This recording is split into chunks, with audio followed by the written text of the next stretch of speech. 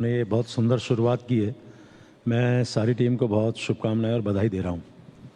जहाँ तक आपके प्रश्न का जवाब है, मैं सौभाग्यशाली हूँ कि 5 वर्ष अब मेरे अध्यक्ष के कार्यकाल को होने जा रहे हैं और कल ही यानी कि आज से पहले वाली रात से पहले एक बहुत बड़ा आयोजन मेरे विधानसभा के शासकीय आवास देहरादून में था, जिसमें माननीय मुख्यमंत्री जी, अनेकों माननीय मंत्रीगण, विधायकगण और अन्य हमारे तमाम जनप्रतिनिधि वहाँ मौजूद थे। एक स्वर से एक बात निकल के आई कि साहब ये 5 साल का कार्यकाल आपका बहुत अच्छा रहा और मैं उन सभी का धन्यवाद कर रहा हूँ जिन्होंने मेरे प्रति एक कृतज्ञता ज्ञापित की। मैं सदन के अंदर की यदि बात करूँ, सदन के अंदर शायद कोई एक दो का अपवाद स्वरूप मैं विषय को छोड़ दूँ तो मैं तमाम माननीय सदस्यों का, चाहे वो पक्ष के होंगे या विपक्ष के होंगे, मेरे यहाँ सदन बहुत अच्छे चले हैं।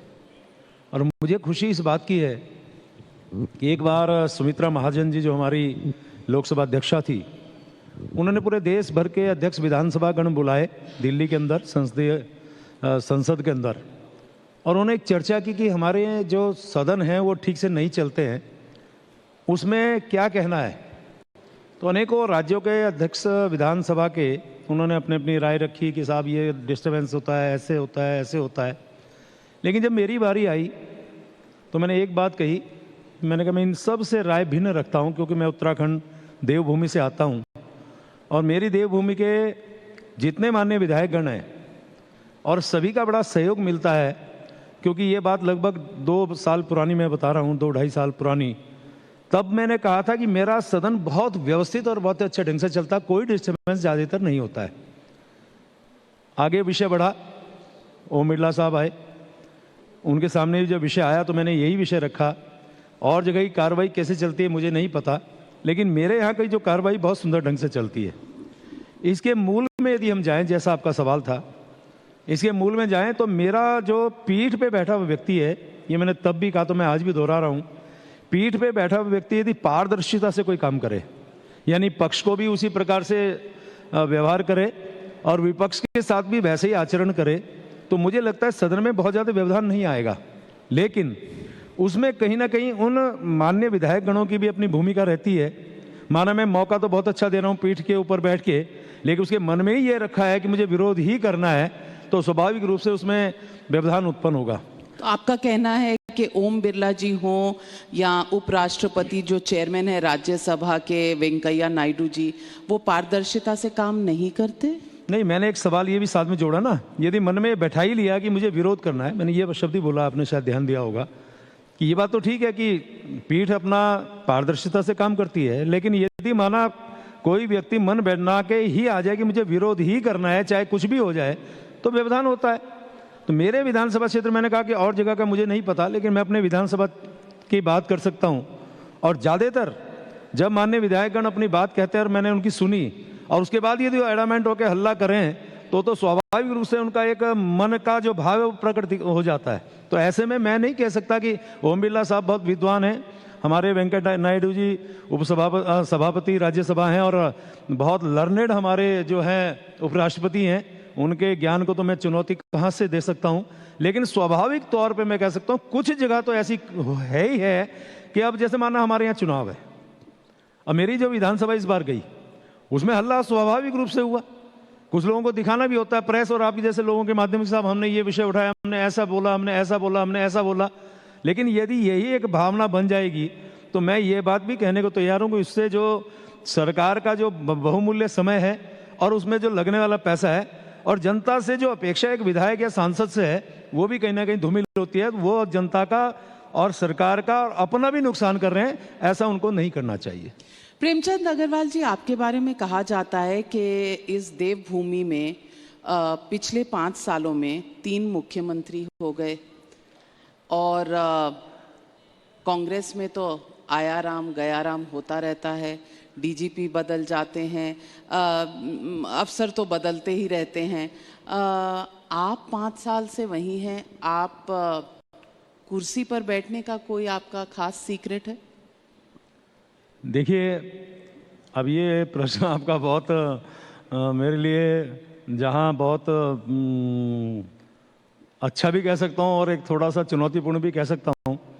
लेकिन मैं जहाँ तक समझता हूँ, इसके लिए मैं अपने भगवान श्री का धन्यवाद कर रहा हूँ और मैं माँ गंगे का धन्यवाद कर रहा हूँ, क्योंकि मेरी माँ गंगे पे, भगवान पे मेरी बहुत बड़ी आस्था है। और मैंने कभी सोचा नहीं था कि मैं विधायक भी बनूंगा और विधायक बन के फिर अध्यक्ष विधानसभा भी बनूंगा।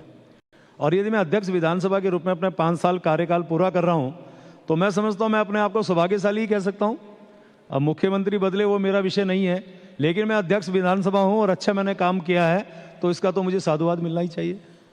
Big round of applause for the speaker. जाते जाते आपसे एक आखिरी सवाल पूछना चाहती हूँ। हाल ही के समय में एक और राज्य के स्पीकर पर उंगलियां उठाई गई। मैं कर्नाटका की बात कर रही हूँ। एक माननीय विधायक ने ऐसा कहा कि जिस तरह से हो हल्ला हो रहा है असेंबली में, ऐसा लग रहा है जैसे रेप हो रहा है, और अगर रेप हो रहा है तो you should lie back and enjoy it. उस पर स्पीकर हंसते हुए नजर आ रहे थे और लोगों का इस पर बहुत गुस्सा था। खास करके मैं ये कह सकती हूँ कि एक स्त्री होने के नाते कम से कम मेरा जो खून है वो खौलता है इस तरह की बात सुनकर। मैं आपसे पूछना चाहती हूँ, क्या ये स्पीकर की गरिमा को शोभा देता है कि वो इस तरह से हास्यास्पद तरीके से ऐसे बयानों को लें और फिर स्त्रियों को बोलने का मौका भी ना दें हाउस में? पहले तो मुझे इस प्रकरण की बहुत ज़्यादा जानकारी नहीं है। आप टीवी नहीं देखते? हर टीवी स्क्रीन पर चूंकि यदि आपने कहा है तो मैं इसको स्वीकार कर रहा हूँ। और किसी भी गंभीर विषय पे गंभीरता किसी भी रूप में दिखनी चाहिए। मैं एक छोटी सी बात आपको उदाहरण के रूप में कह रहा हूँ। हम लोग जनप्रतिनिधि लोग हैं और सामान्यतः अब टेलीफोन हमारे पास होता है, और जो भी सामने जनता का व्यक्ति होता है, वो व्यक्ति को नहीं पता कि मैं कहाँ बैठा हूँ या मैं किस स्थिति में हूँ। वो अपना फ़ोन करता है और फ़ोन करता है, ये अपेक्षा करता है कि मैं उसकी बात का जवाब भी दूं और उस बात को मैं सही ढंग से, उसका जो वो चाह रहा है उसके पे मैं सकारात्मक टिप्पणी करूं। अक्सर मैं क्या करता हूं कि जब कभी मैं दुख सुख के घटनाओं में कभी जाता हूं, माना मैं किसी की दाह संस्कार में जा रहा हूं और दाह संस्कार में जाता हूं, तो सामने वाले को नहीं पता मैं कहाँ पे हूँ, लेकिन सामने से फ़ोन आता है और बाय द वे, मैं शब्द बोल रहा हूँ बाय द वे, कोई ऐसा विषय आ गया और मैं हंस गया, तो निश्चित रूप से सामने जिसके यहाँ मैं दुख प्रकट करने गया हूँ, जिस दाह संस्कार में गया हूँ, तो निश्चित रूप से उसे बहुत बड़ा दुख होगा। ये सदन की बात है। मैं पूरी बात कर लूं। मैं पूरी बात कर लूं। मैं आप ही की बात पे आ रहा हूँ। आपने जो विषय पे जोड़ा मैं उसी को जोड़ रहा हूँ। सामने वाले को तो नहीं पता कि मैं क्यों हंस रहा हूँ, लेकिन मेरा हंसना उस समय गलत माना जाएगा। मेरा किसी भी तरह से उस समय गंभीर रहना बहुत जरूरी हो जाता है। ऐसी स्थिति में माना कर्नाटक के स्पीकर साहब के बारे में जैसे आपने कहा, हालांकि मैं उनको व्यक्तिगत तौर पे जानता हूँ, अनेकों हमारी जो सीपीए की बैठक हुई है, मेरा उनसे मिलना हुआ है। बहुत साधारण व्यक्ति हैं, बहुत सरल हैं और बहुत सौम्य भी हैं। और इस विषय पे यदि उनकी इस प्रकार की, जिस प्रकार से आपने बताया कि उन्होंने ऐसे हंसी उड़ाई या हंसी, उनके चेहरे पे मुस्कुराहट थी, तो निश्चित रूप से इस विषय पे गंभीरता दिखाई देनी चाहिए थी। और ऐसे मामले में, रेप जैसे मामले में तो निश्चित रूप से, चाहे वो सदन में बैठा हुआ व्यक्ति हो, चाहे वो स्पीकर हो, चाहे सामने कोई जनता का व्यक्ति भी क्यों ना हो, सबको एक रूप से और एक स्वर से इस बात में तो कम से कम गंभीरता दिखनी चाहिए। और कहीं ना कहीं हम उस संस्कृति के लोग हैं जिसे हम हिंदू संस्कृति या सनातन संस्कृति कहते हैं, वहां पे तो इसको कहीं से कहीं तक इसको स्वीकार नहीं किया जा सकता। लेकिन मैं, जैसे आपने कहा, मैं उस नाते भी कह रहा हूं कि स्पीकर साहब ने यदि ऐसा किया है तो शायद उसमें गंभीरता आनी चाहिए थी, क्योंकि सदन में इस प्रकार की चर्चा के बाद यदि पीठ पे बैठा व्यक्ति ही इस प्रकार का आचरण करेगा तो शायद उसका गलत संदेश जाएगा। सीधा और सटीक बोलने के लिए प्रेमचंद अग्रवाल जी, आपका अभिनंदन। क्योंकि देखिए, सबसे पहले तो मैं आपका धन्यवाद कर रहा हूँ और टाइम्स नाउ, नव भारत, जिन्होंने ये बहुत सुंदर शुरुआत की है, मैं सारी टीम को बहुत शुभकामनाएं और बधाई दे रहा हूँ। जहाँ तक आपके प्रश्न का जवाब है, मैं सौभाग्यशाली हूँ कि 5 वर्ष अब मेरे अध्यक्ष के कार्यकाल को होने जा रहे हैं और कल ही, यानी कि आज से पहले वाली रात से पहले, एक बहुत बड़ा आयोजन मेरे विधानसभा के शासकीय आवास देहरादून में था, जिसमें माननीय मुख्यमंत्री जी, अनेकों माननीय मंत्रीगण, विधायकगण और अन्य हमारे तमाम जनप्रतिनिधि वहाँ मौजूद थे। एक स्वर से एक बात निकल के आई कि साहब ये 5 साल का कार्यकाल आपका बहुत अच्छा रहा, और मैं उन सभी का धन्यवाद कर रहा हूँ जिन्होंने मेरे प्रति एक कृतज्ञता ज्ञापित की। मैं सदन के अंदर की यदि बात करूँ, सदन के अंदर शायद कोई एक दो का अपवाद स्वरूप मैं विषय को छोड़ दूं, तो मैं तमाम माननीय सदस्यों का, चाहे वो पक्ष के होंगे या विपक्ष के होंगे, मेरे यहाँ सदन बहुत अच्छे चले हैं। और मुझे खुशी इस बात की है कि एक बार सुमित्रा महाजन जी, जो हमारी लोकसभा अध्यक्षा थी, उन्होंने पूरे देश भर के अध्यक्ष विधानसभा गण बुलाए दिल्ली के अंदर, संसद के अंदर, और उन्होंने एक चर्चा की कि हमारे जो सदन हैं वो ठीक से नहीं चलते हैं, उसमें क्या कहना है। तो अनेकों राज्यों के अध्यक्ष विधानसभा के उन्होंने अपनी अपनी राय रखी कि साहब ये डिस्टर्बेंस होता है, ऐसे होता है, ऐसे होता है। लेकिन जब मेरी बारी आई तो मैंने एक बात कही, मैंने कहा मैं इन सब से राय भिन्न रखता हूँ, क्योंकि मैं उत्तराखंड देवभूमि से आता हूँ और मेरी देवभूमि के जितने माननीय विधायकगण हैं और सभी का बड़ा सहयोग मिलता है, क्योंकि ये बात लगभग 2 साल पुरानी मैं बता रहा हूँ, 2-2.5 साल पुरानी, तब मैंने कहा था कि मेरा सदन बहुत व्यवस्थित और बहुत अच्छे ढंग से चलता, कोई डिस्टर्बेंस ज़्यादातर नहीं होता है। आगे विषय बढ़ा, ओम बिरला साहब आए, उनके सामने जब विषय आया तो मैंने यही विषय रखा। और जगह की कार्रवाई कैसे चलती है मुझे नहीं पता, लेकिन मेरे यहाँ की जो कार्रवाई बहुत सुंदर ढंग से चलती है। इसके मूल में यदि हम जाएं, जैसा आपका सवाल था, इसके मूल में जाएं तो मेरा जो पीठ पे बैठा हुआ व्यक्ति है, ये मैंने तब भी कहा तो मैं आज भी दोहरा रहा हूँ, पीठ पे बैठा हुआ व्यक्ति यदि पारदर्शिता से कोई काम करे, यानी पक्ष को भी उसी प्रकार से व्यवहार करे और विपक्ष के साथ भी वैसे ही आचरण करे, तो मुझे लगता है सदन में बहुत ज़्यादा व्यवधान नहीं आएगा। लेकिन उसमें कहीं ना कहीं उन माननीय विधायक गणों की भी अपनी भूमिका रहती है। माना मैं मौका तो बहुत अच्छा दे रहा हूँ पीठ के ऊपर बैठ के, लेकिन उसके मन में ही ये रखा है कि मुझे विरोध ही करना है, तो स्वाभाविक रूप से उसमें व्यवधान उत्पन्न होगा। तो आपका कहना है कि ओम बिरला जी हों या उपराष्ट्रपति जो चेयरमैन है राज्यसभा के वेंकैया नायडू जी, वो पारदर्शिता से काम नहीं करते? नहीं, मैंने एक सवाल ये भी साथ में जोड़ा ना, यदि मन में बैठा ही लिया कि मुझे विरोध करना है, मैंने ये शब्द ही बोला, आपने शायद ध्यान दिया होगा कि ये बात तो ठीक है कि पीठ अपना पारदर्शिता से काम करती है, लेकिन यदि माना कोई व्यक्ति मन बना के ही आ जाए कि मुझे विरोध ही करना है चाहे कुछ भी हो जाए, तो व्यवधान होता है। तो मेरे विधानसभा क्षेत्र, मैंने कहा कि और जगह का मुझे नहीं पता, लेकिन मैं अपने विधानसभा की बात कर सकता हूँ।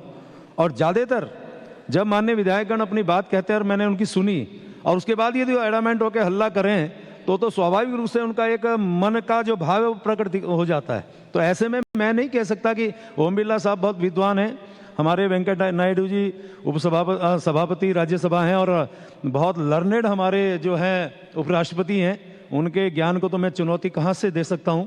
लेकिन स्वाभाविक तौर पे मैं कह सकता हूँ कुछ जगह तो ऐसी है ही है कि अब जैसे माना हमारे यहाँ चुनाव है, अब मेरी जो विधानसभा इस बार गई उसमें हल्ला स्वाभाविक रूप से हुआ। कुछ लोगों को दिखाना भी होता है, प्रेस और आपके जैसे लोगों के माध्यम से, साहब हमने ये विषय उठाया, हमने ऐसा बोला, हमने ऐसा बोला, हमने ऐसा बोला। लेकिन यदि यही एक भावना बन जाएगी तो मैं ये बात भी कहने को तैयार हूँ कि इससे जो सरकार का जो बहुमूल्य समय है और उसमें जो लगने वाला पैसा है और जनता से जो अपेक्षा एक विधायक या सांसद से है, वो भी कहीं ना कहीं धूमिल होती है। वो जनता का और सरकार का और अपना भी नुकसान कर रहे हैं, ऐसा उनको नहीं करना चाहिए। प्रेमचंद अग्रवाल जी, आपके बारे में कहा जाता है कि इस देवभूमि में पिछले 5 सालों में 3 मुख्यमंत्री हो गए और कांग्रेस में तो आया राम गया राम होता रहता है, डीजीपी बदल जाते हैं, अफसर तो बदलते ही रहते हैं। आप 5 साल से वहीं हैं, आप कुर्सी पर बैठने का कोई आपका खास सीक्रेट है? देखिए, अब ये प्रश्न आपका बहुत मेरे लिए जहाँ बहुत अच्छा भी कह सकता हूँ और एक थोड़ा सा चुनौतीपूर्ण भी कह सकता हूँ, लेकिन मैं जहाँ तक समझता हूँ इसके लिए मैं अपने भगवान श्री का धन्यवाद कर रहा हूँ और मैं माँ गंगे का धन्यवाद कर रहा हूँ, क्योंकि मेरी माँ गंगे पे, भगवान पे मेरी बहुत बड़ी आस्था है।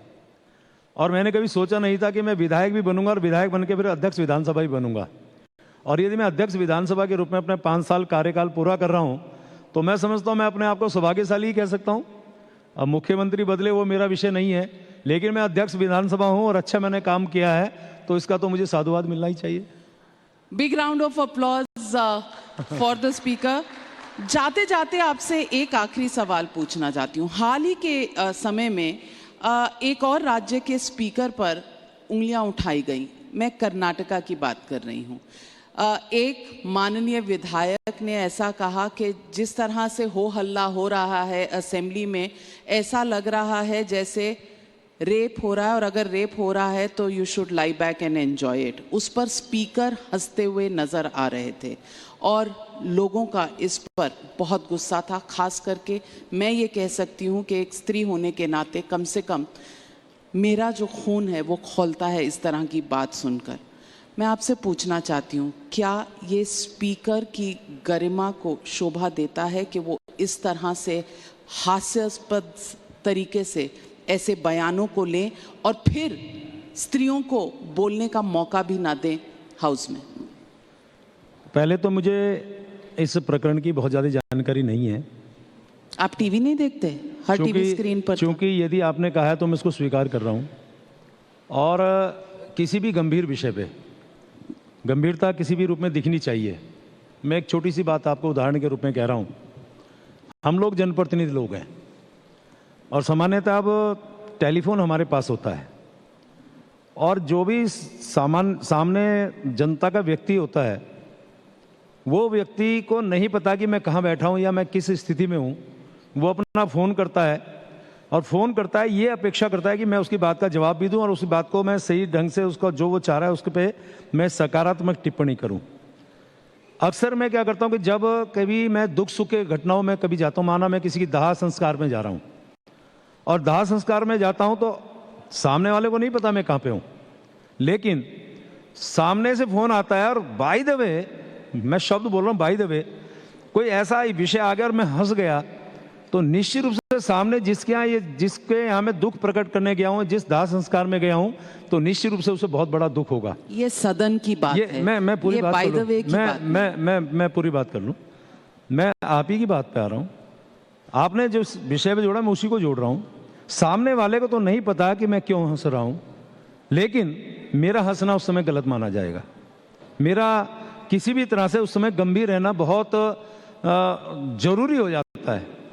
ऐसी स्थिति में माना कर्नाटक के स्पीकर साहब के बारे में जैसे आपने कहा, हालांकि मैं उनको व्यक्तिगत तौर पे जानता हूँ, अनेकों हमारी जो सीपीए की बैठक हुई है, मेरा उनसे मिलना हुआ है। बहुत साधारण व्यक्ति हैं, बहुत सरल हैं और बहुत सौम्य भी हैं। और इस विषय पे यदि उनकी इस प्रकार की, जिस प्रकार से आपने बताया कि उन्होंने ऐसे हंसी उड़ाई या हंसी उनके चेहरे पे मुस्कुराहट थी, तो निश्चित रूप से इस विषय पे गंभीरता दिखाई देनी चाहिए थी। और ऐसे मामले में, रेप जैसे मामले में तो निश्चित रूप से, चाहे वो सदन में बैठा हुआ व्यक्ति हो, चाहे वो स्पीकर हो, चाहे सामने कोई जनता का व्यक्ति भी क्यों ना हो, सबको एक रूप से और एक स्वर से इस बात में तो कम से कम गंभीरता दिखनी चाहिए। और कहीं ना कहीं हम उस संस्कृति के लोग हैं जिसे हम हिंदू संस्कृति या सनातन संस्कृति कहते हैं, वहाँ पे तो इसको कहीं से कहीं तक इसको स्वीकार नहीं किया जा सकता। लेकिन मैं, जैसे आपने कहा, मैं उस नाते भी कह रहा हूँ कि स्पीकर साहब ने यदि ऐसा किया है तो शायद उसमें गंभीरता आनी चाहिए थी, क्योंकि सदन में इस प्रकार की चर्चा के बाद यदि पीठ पे बैठा व्यक्ति ही इस प्रकार का आचरण करेगा तो शायद उसका गलत संदेश जाएगा। सीधा और